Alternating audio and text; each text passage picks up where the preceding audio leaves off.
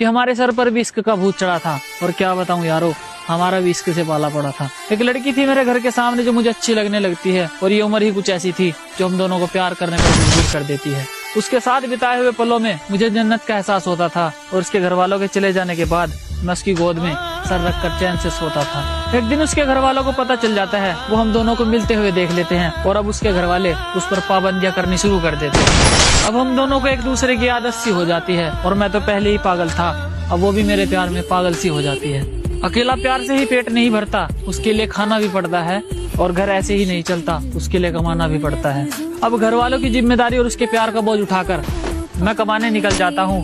मैं जल्दी ही वापस आऊंगा, मेरा इंतजार करना, ये कहकर मैं बाहर आ जाता हूँ। उसे मेरी आदत थी तो वो मेरा इंतजार कैसे करती, और मैं उसकी मजबूरी समझता था। उसके पास तो फोन भी नहीं था, तो मुझसे बात कैसे करती। मेरा काम में मन नहीं लगता, अब मैं घर जाने की ठान लेता हूँ, और उसके पास जाकर लिपट लिपट कर रहूंगा। मैं उसके पास जाने की ठान लेता हूँ। घर आते ही छत पर चढ़ जाता हूँ, और वो मुझे नजर आती है।